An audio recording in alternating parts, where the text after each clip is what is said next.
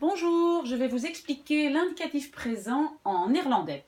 On appelle ça aussi de tegenwoordige tijd. Ça veut dire le temps de maintenant, le temps d'aujourd'hui, ou simplement presens. Ok, comment est-ce qu'on va procéder? Il faut savoir qu'en néerlandais, quasiment tous les verbes se terminent par en. Si on enlève en, on obtient ce qu'on appelle en français le radical. Ça, c'est la base avec laquelle on va travailler pour faire le présent. Les verbes qui ne se terminent pas par en sont par exemple gaan, staan, slaan, verstaan, doen. À mon avis, c'est la plupart des verbes. Si vous en trouvez d'autres, vous pouvez me les signaler. Mais donc, ces verbes-là, qu'est-ce qu'on va faire? On va voir ça ici. On va simplement enlever le n. Et on verra ça après. Donc, en principe, on a un verbe, comme par exemple werken, travailler, et on enlève le en. Ok, on fait toute la petite liste. Ik werk, je travaille. On a enlevé le en. Je werkt, on ajoute un t. Hij, zij werkt, on ajoute un t. Pluriel, wij, jullie, zij.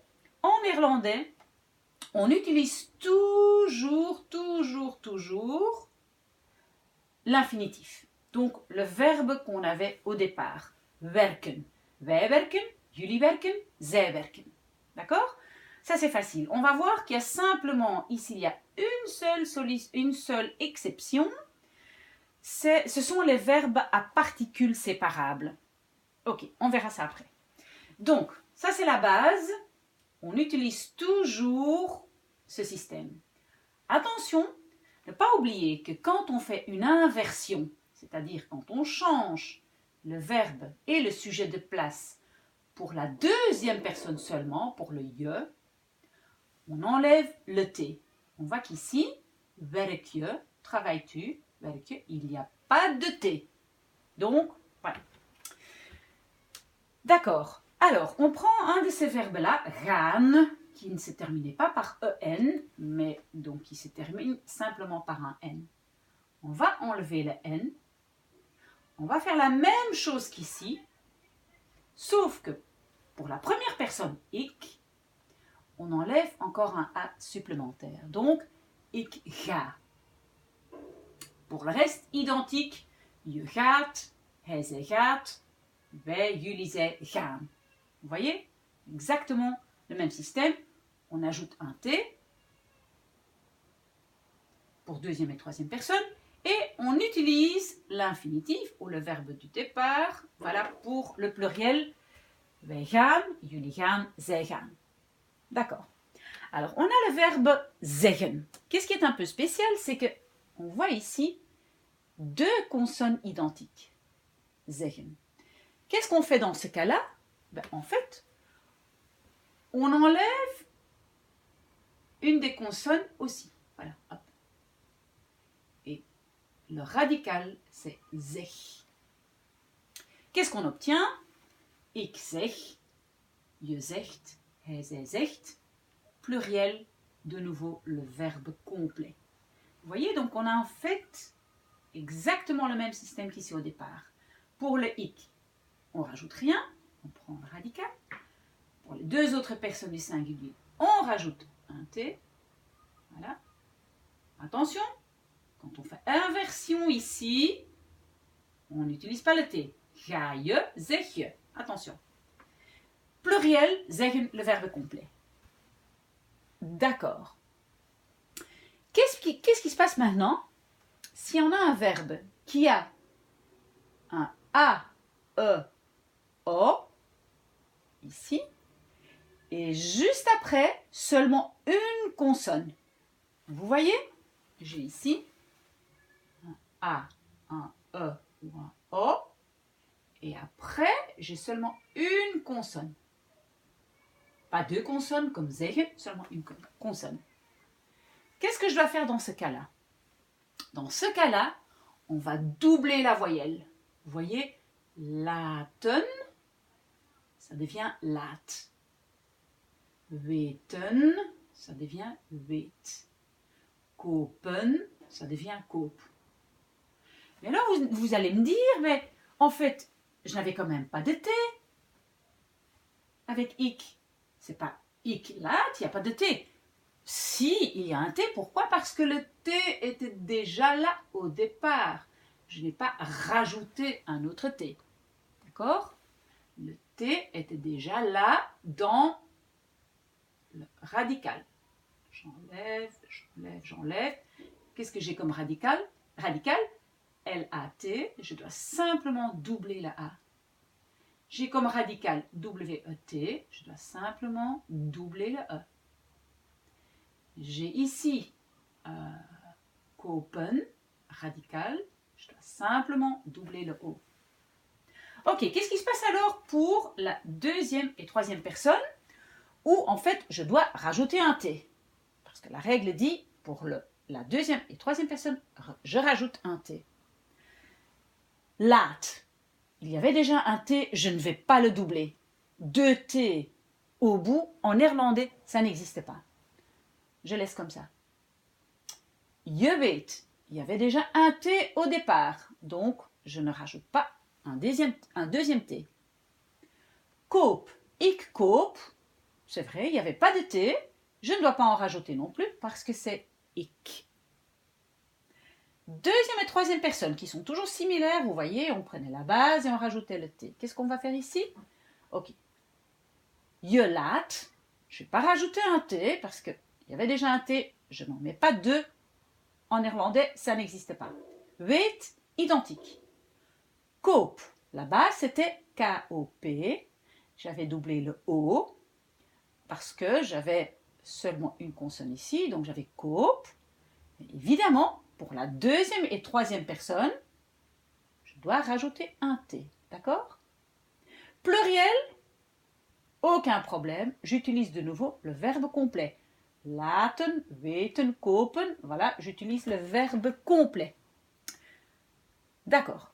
Qu'est-ce qui reste? Il reste des verbes qui ont un V ou un Z à l'infinitif.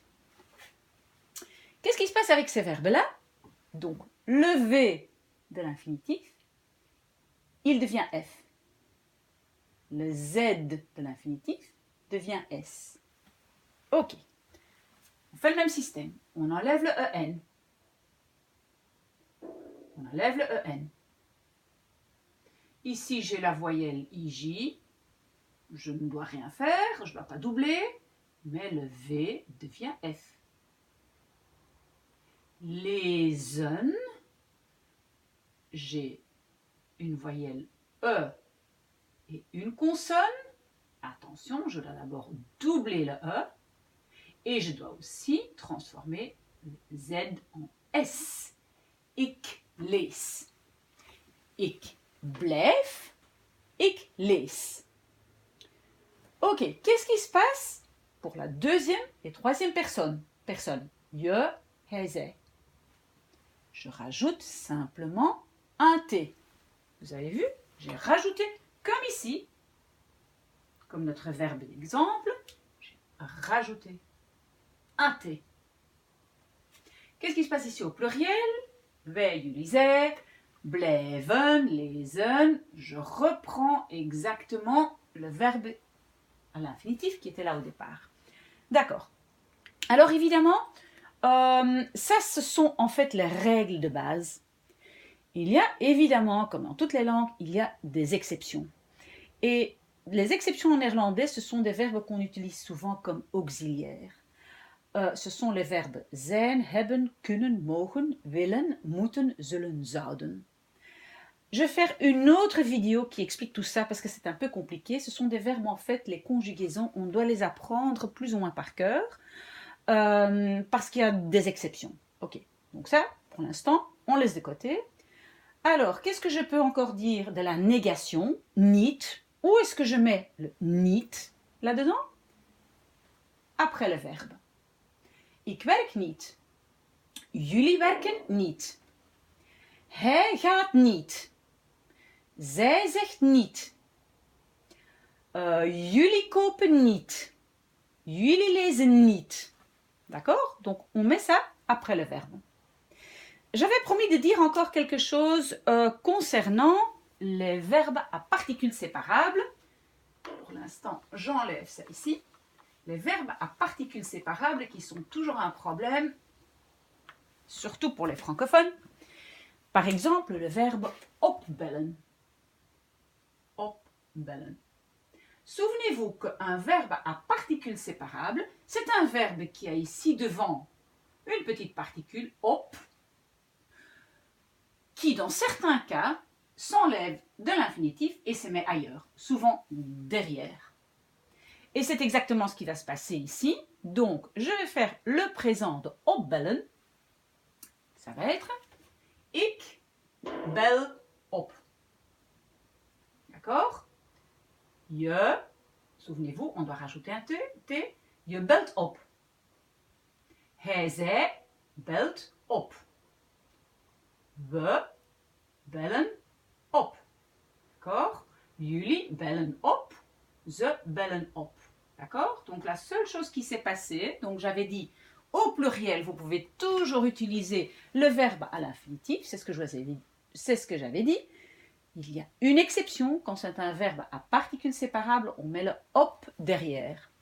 Je vais aussi faire une autre vidéo où j'explique tout sur les verbes à particules séparables. D'accord. Alors, pour ceux qui ont encore le courage, quelques exercices. Donc, j'ai déjà fait opbellen. Maintenant, on va essayer de faire le verbe sich wassen. Les verbes pronominaux, c'est aussi un peu casse-tête. Donc, sich wassen, ça veut dire se laver. Sich wassen. Ok, souvenez-vous, il y a deux S, donc je ne dois pas prendre les deux. Je coupe tout ça. Voilà, ça c'est la base. Ok.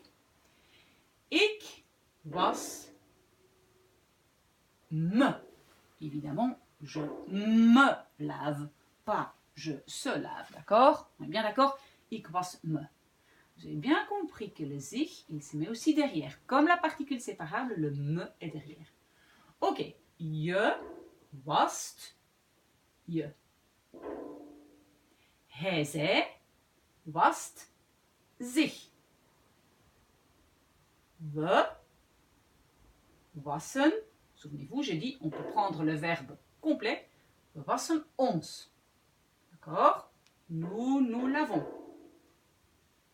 Jullie wassen je.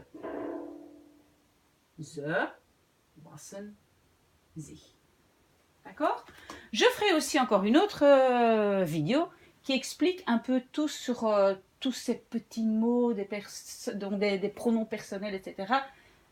On fera ça une autre fois. Ok, alors, pour ceux qui ont encore le courage, je continue un peu les exercices. Maintenant, on va vite faire le verbe gaan. Allez, le verbe gaan. Souvenez-vous, on coupait seulement le N, d'accord? Mais qu'est-ce qui se passe avec le ik? Ik, ga. On ne met pas deux A. Après, on peut bien mettre deux A. Je gaat. Vous vous souvenez? Hij, zij gaat. Et puis, gaan pour les pluriels. Le verbe doen. On prend le verbe doen. Faire, le verbe doen. On enlève le N. Et à part ça, c'est exactement la même chose que la base. Ik doe. Je doet. Hij doet. Et doen,